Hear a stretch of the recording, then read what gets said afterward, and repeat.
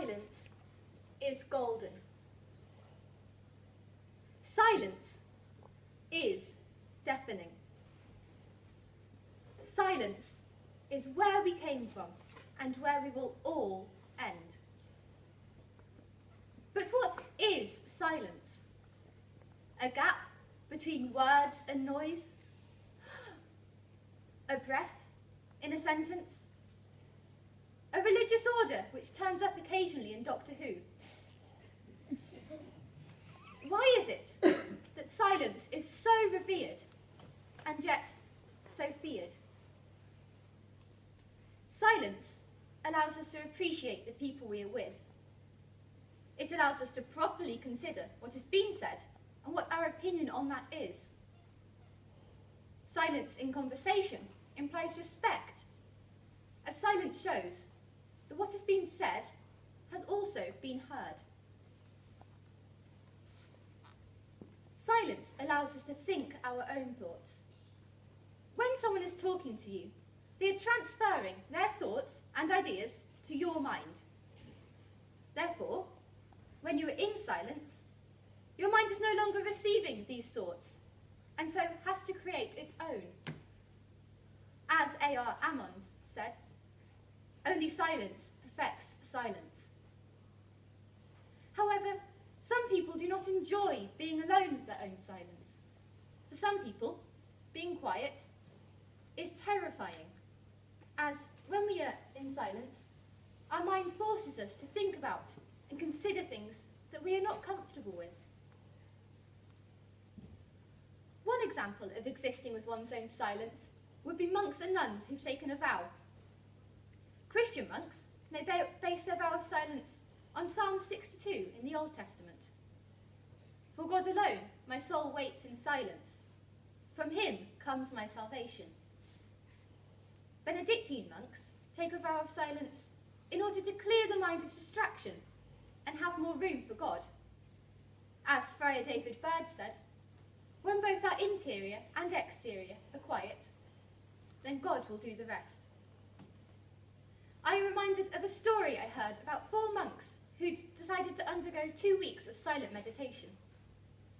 By the end of the first night, the candle began to flicker and it then went out. The first monk said, "Oh no, the candle's gone out." The second monk said, "Well, aren't we supposed to be quiet?" The third monk said, "Will you two stop arguing?" The fourth monk laughed and said, "Ha, I'm the only one who didn't speak." Another area where silence is incredibly important is in music, from songs written about silence to songs composed entirely of silence. For example, John Cage's 4 minutes and 33 seconds. The piece purports to consist not of silence, but of the sounds of the environment that the listeners hear while it is being performed. The piece allows us to realise that it is not total silence that we crave, but rather the ability to focus on our surroundings, as opposed to the things in front of us. When the piece was performed for the first time, the pianist, a man who is famed for his perfectionism, began to fiddle with the adjustments on his stool. He lowered the seat and he raised it, and he turned it round and round. He walked across the stage, bent down to make sure it was exactly level. All the while, the audience was still waiting for the piece to begin, the tension building. The pianist then took a few postal stamps out of his jacket pocket and placed them under one of the legs of the stool. He sat down and was silent for exactly 4 minutes and 33 seconds. I can only imagine how surprised and confused the audience were. But how would you as an audience react if someone bought you concert tickets, you turned up and it was just silence? My team and I imagine you'd be a bit confused, but would you, like Eve, enjoy the silence? Or would you, like Sophia, simply find it annoying? Another piece which focuses on the power of silence is Paul Simon's The Sound of Silence. The piece discusses modern culture and how it has become silent and yet louder than it ever was. People talking without speaking, people hearing without listening.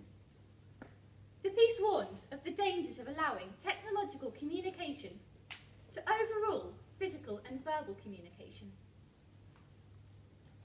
But what do you, as an audience, think of silence? Do you enjoy silence? Or does silence worry you?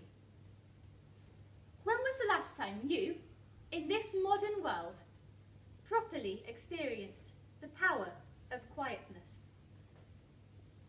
My team and I cannot fight this battle alone.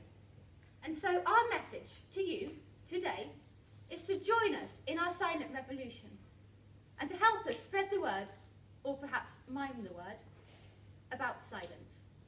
Thank you.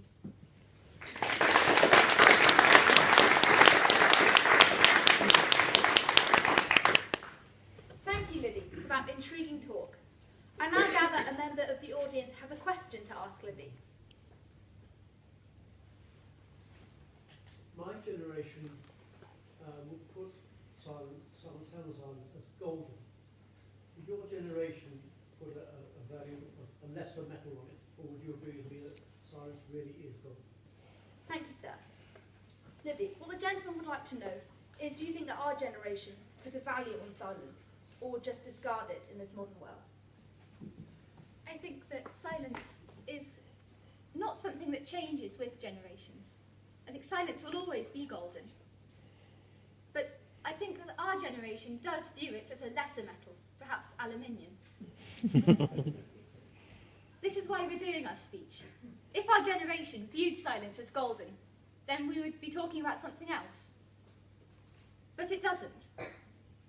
We are here to make a statement that silence should be viewed as golden, that it should be considered as one of the most important factors of society. I hope this answers your question.